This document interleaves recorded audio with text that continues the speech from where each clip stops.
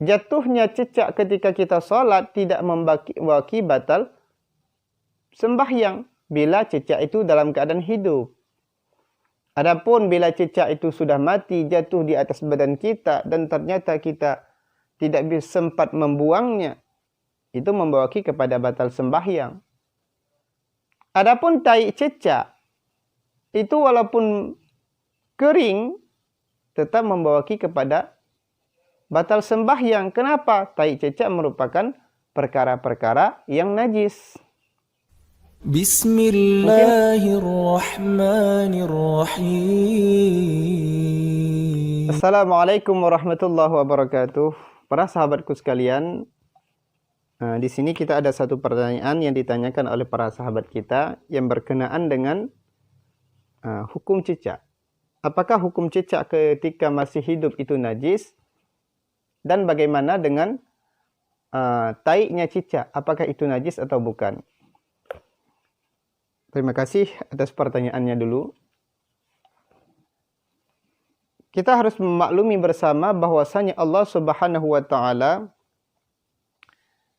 menciptakan makhluk dalam dunia. Ada makhluk itu yang langsung najis ainiyah. Najis ain badannya seperti anjing dan babi. Anjing dan babi bersentuhan kita pada masa hidupnya membawaki kepada najis, bahkan nanti wajib disamak bila anjing dan babi. Adapun selain daripada makhluk dua ini, semasa hidupnya maka tidak dikira najis.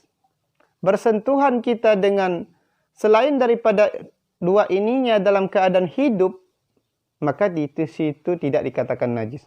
Maka bersentuhan kita dengan cecak masa hidup, maka tidak membawaki kepada najis. Lagi salat Allahu Akbar, jatuh cecak di atas badan kita, maka kita tidak usah membatalkan sembahyang. Kenapa? Karena cecak itu bukan najis. Cecak semasa hidup bukan najis dan tidak haram untuk dipegangnya. Ini salah pemikiran bagi kita sebagian. Sebagian kita berpikir begini, cecak itu haram dipegang. Ini salah. Cecak tidak haram dipegang. Yang haram dipegang adalah cai cecak. Sengaja kita bermain-main dengan najis itu haram.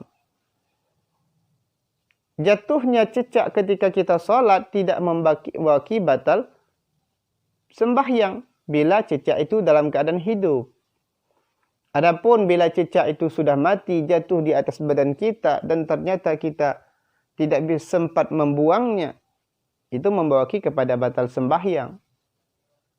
Adapun tai cecak itu walaupun kering tetap membawaki kepada batal sembahyang. Kenapa? Tai cecak merupakan perkara-perkara yang najis. Mungkin sebagian kita dulunya pernah berpikir bahwa cecak itu merupakan perkara yang haram untuk dipegang. Ini salah pemikiran. Cecak itu bukan najis semasa dia hidup, semasa sudah jadi bangkai baru dia dikatakan dengan najis. Begitu juga banyak orang yang bertanya, Ustadz, bagaimana ketika cecak itu jatuh dalam benda yang cair, dalam minyak, sedangkan cecak itu hidup? Apakah cecak itu bisa apakah minyak itu bisa dipakai kembali? Kita mesti ingat, cecak itu najis atau bukan? Maka bila kita jawab bukan najis, maka minyak pun bukan najis. Di sini kita perlu ilmu. Dalam hal ini, cecak semasa hidupnya bukan najis. Walaupun jatuh kemanapun, semasa dia masih hidup, itu bukan najis. Tetapi ketika dia sudah menjadi bangkai, di situ baru najis. Maka barang siapa yang sholat dalam badannya, dalam kantong bajunya ada cecak yang sudah mati, maka sembahyangnya tidak sah. Ada bangkai-bangkai yang ketika sholat bisa kita bawa. Ada. Termasuk salah satunya bangkai ikan yang sudah dibersihkan darahnya.